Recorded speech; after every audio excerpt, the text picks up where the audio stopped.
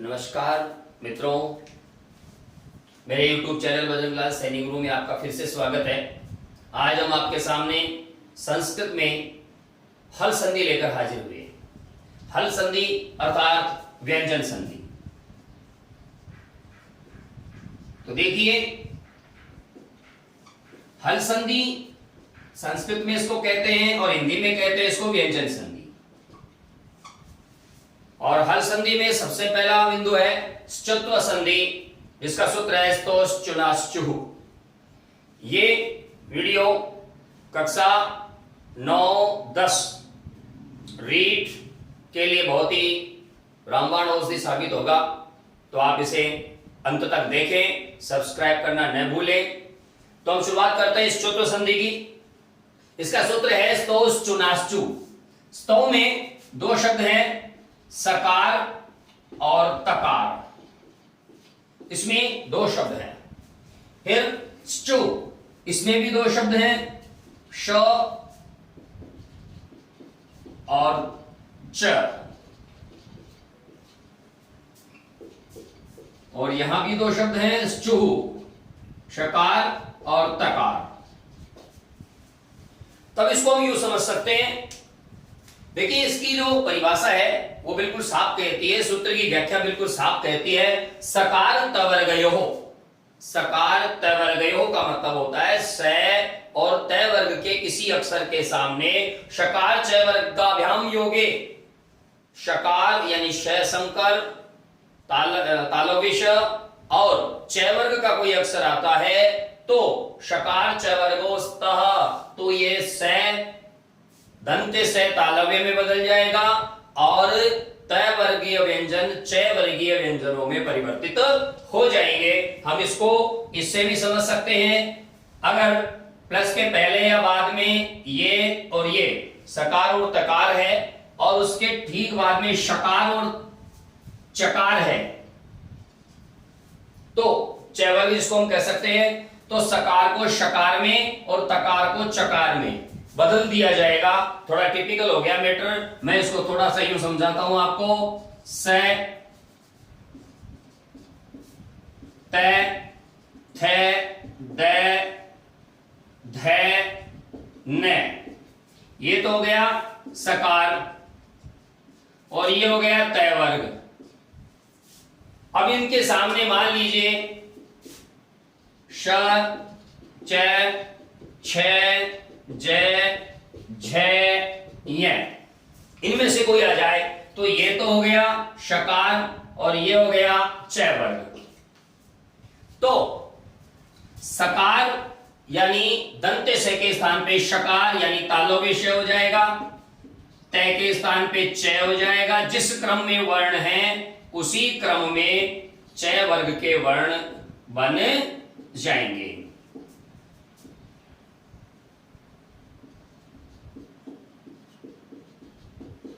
यह है इस संधि का, इस सूत्र का मतलब। यानी तय वर्गीय वर्णों के सामने और सकार के सामने चय वर्गीय वर्ण या शकार आ जाए तो तय वर्गीय वर्ण उसी क्रम में चय वर्गीय वर्णों में परिवर्तित हो जाएंगे। अर्थात तय च में बदल जाएगा, जो कि पहला अक्षर है, दूसरा दूसरे में, तीसरा तीसरे में, चौथा चौथे में और पांचवा अक्षर च वर्ग के पांचवें अक्षर में बदल जाएगा। देखिए सामान्य सा इसका नियम ये है, नियम ये कहता है कि ये सकार और तय वर्ग च प्लस के पहले हो च प्लस के बाद में हो, उनमें ये परिवर्तन होना चाहिए। लेकिन मैंने आपको इसको प्लस के पहले इसलिए बताया है क्योंकि इसका फिर अगर हम दोनों तरफ रखते हैं तो एक सूत्र आता है जिसका नाम है शात। शात ये कहता है कि अगर प्रारंभ में श है तो बाद वाले तय वर्ग का परिवर्तन नहीं होगा। जैसे प्रश्न शब्द बनता है, उसकी हम चर्चा आगे करेंगे। तो फिलहाल हम स्चुत्व संधि की बात कर रहे हैं, तो इसमें देखिए मैं आपको उदाहरण के माध्यम से समझाता हूं। हमारे पास शब्द है हरीश। हरीश शब्द पर हम चर्चा करेंगे, थोड़ा सा इसको मैं आपको समझा देता हूं। हरी शब्द है, सुबंत सुप्रत्यय है, तो यह हो जाता है हरि सु, हरि सु। और संज्ञक इसका होने के बाद बचता है हरिस, फिर ये विसर्ग बनता है और बनता है हरि, रामस रामः, ऐसे इसके शब्द बनते हैं। तो इतने एक बार गहराई में न जाते हुए हम इसको यूं समझें कि हमारे पास हरिस शब्द है और इस हरिस शब्द के सामने मान लीजिए हमें शयनम शब्द जोड़ना है। तो चुनाचु सूत्र ये कहता है कि सकार या तय वर्ग के सामने शकार या च वर्ग आए तो आपको सकार को शकार में कन्वर्ट करना है और तकार को चकार में, यानी तय वर्ग को च वर्ग में। तो यहां पर हरिस में जो स दंते स है, जिसको हम सड़क वाला स बोलते हैं, इसकी जगह हमें तालव्य स अर्थात संकर वाला स हमें बना देना है। जब हम ये बनाएंगे तो हमारे पास शब्द हो जाएगा हरि, चूंकि ये हलंत है तो ये भी हलंत होगा, सामने वाला पूरा है और शब्द बन जाएगा हरिशयनम। शब्द क्या बन जाएगा? हरिशयनम। तो इस प्रकार से अगर प्लस के पहले सकार या तकार हो, यानी सड़क वाला स या तय वर्ग हो, और बाद में संकर वाला स और च वर्ग हो, तो सड़क वाला स संकर वाले स में बदल जाएगा और तय वर्ग च वर्ग में बदल जाएगा। बिल्कुल सिंपल सा इसका फार्मूला है। और देखिए हमारे पास शब्द है रामस, रामस के बाद हमने लिखा शेते।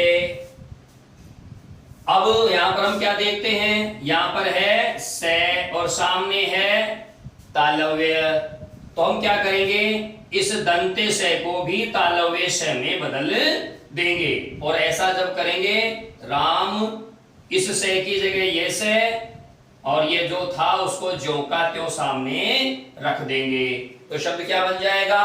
रामस्येते। रामस्येते शब्द इसमें बन गया। और भी बहुत सारे उदाहरण हैं, जैसे ये तो केवल से का था, तय का भी तो होता होगा। तो जैसे मान लीजिए अपने पास उपसर्ग है उत, उत उपसर्ग है। अब उत उपसर्ग है और इसके सामने शब्द आ गया ज्वाला।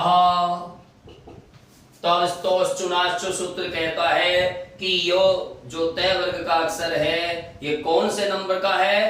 पहले नंबर का है। ठीक है, लेकिन हमें ये ध्यान रखना है कि सामने कौन सा है, सामने जो अक्षर है उसको इसमें पर परिवर्तित करना है। तो सामने क्या है? जय, तो हमें इसको जय में बदल देना है। तो क्या करेंगे, देखिए उ सामने च वर्ग का जय है तो तय का भी हम क्या बना देंगे? जय। चूंकि ये तय हलंत है तो हलंत ही रहेगा, सामने वाला जय भी आधा है तो ये भी आधा रहेगा, और बाकी जो है उसको यथावत रख देंगे और शब्द बन जाएगा उज्ज्वल। अशुद्धि संशोधनम में बहुत बार उज्ज्वल शब्द पूछा जाता है। हिंदी में तो विशेष रूप से हर 10 में से 9 प्रतियोगी परीक्षाओं में उज्ज्वल शब्द को शुद्ध अशुद्ध या उपसर्ग या फिर संधि में पूछा ही जाता है। तो इस प्रकार से बन गया उज्ज्वल। कौन से सूत्र से बना? स्तोश्चुनासु। कौन सी संधि है? स्तुत्व संधि। उसी प्रकार मान लीजिए ये युक्त है और सामने आ गया च, सामने आ गया चह, तो हम क्या करेंगे, सामने च वर्ग का अक्षर है तो जो च वर्ग का अक्षर है तय को उसी में बदल देंगे और शब्द क्या बन जाएगा? उच्च है। शब्द क्या बन जाएगा? उच्च है। और देखिए मान लीजिए हमारे पास शब्द है अरीन। अरीन शब्द के बाद अगर हम यहां पर लिखते हैं जयती, अरीन जयती, पंचम हमेशा पंचम में ही बदलता है, तो इसका क्या करेंगे? एरी। न तय वर्ग का पंचम है, इसकी जगह हमें च वर्ग का पंचम अक्षर लेकर आना पड़ेगा, तो च वर्ग का पंचम अक्षर हो गया य, और सामने जो था उसको यथावत हम लिख देंगे, तो ये हो जाएगा अरिंजयती। ये क्या हो जाएगा? अरिंजयती। ऐसा ही मान लीजिए कई बार क्लिष्ट उदाहरण पूछ लेते हैं। शारंगीन, शांगीन जयति, ये पूछ लिया, या जय है पूछ लिया, ये लीजिए, जयति भी जरूरी नहीं है, जय पूछ लिया, शांगीन जयः।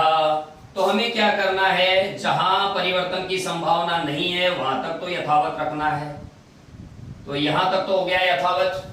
अब यहाँ पर न है, सामने तय वर्ग का अक्षर है, तो हमें इस न को च वर्ग के पंचम वर्ण में बदलना है, और ऐसा करते ही हो जाएगा य, और ये शब्द बन जाएगा शांगीन जयः। क्या बन जाएगा, शांगीन जयः। और भी आप उदाहरण देख सकते हैं इसके, जैसे मान लीजिए हमारे पास शब्द है सत और सामने आ गया चरित्र, तब क्या करें, तब कुछ नहीं करना है, जो पहले तय वर्ग का अक्षर है उसको सामने वाले च वर्ग के अक्षर में बदल देना है। जब हम इसको बदलेंगे तो तय को बदल देंगे च में, बाकी को इसके पीछे बैठा देंगे, यथावत कर देंगे, और शब्द बन जाएगा सच्चरित्र।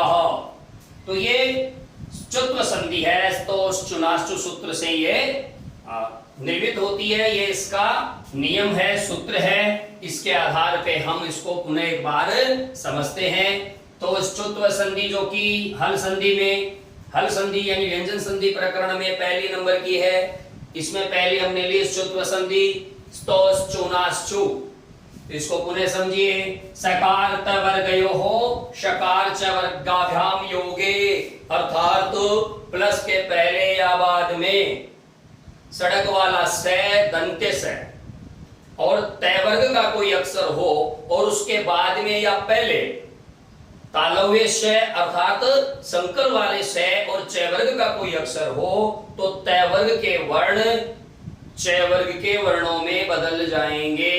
ये इस संधि का मुख्य सूत्र, जिसकी व्याख्या ऐसी है, जिसको मैंने यहाँ छोटे से चार्ट के माध्यम से भी समझाया है कि सकार अर्थात ये सड़क वाला स है और तय वर्ग के बाद या पहले ये स और च वर्ग है, तो ये सकार यानी सड़क वाला स ये संकर वाले स में बदल जाएगा और तय वर्ग च वर्ग में बदल जाएगा।